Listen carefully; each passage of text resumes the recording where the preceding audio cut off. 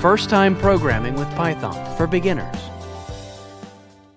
This course is designed to help students and programming enthusiasts who are just beginning to learn programming. The goal is help learners get a better grasp of concepts of programming, along with a little bit of fun. Students will follow Sophia and her brother Jacob as Sophia is introduced to the world of Python programming. Jacob, the elder sibling, is a programming engineer at an IT company. And Sophia is just a curious teenager enthralled by the realm of coding and eager to be an IT engineer herself, just like her brother.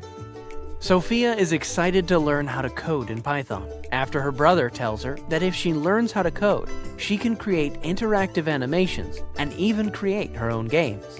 He also lets her in on some other benefits of coding. He teaches her every single detail, even how to download Python from the internet, how to install it, and how to write simple and helpful programs.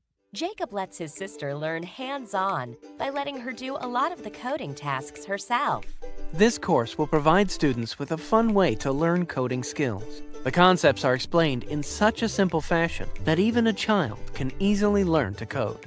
At the end of the course, students will be able to do simple calculations, make lists, and learn how programming can be put to practical use.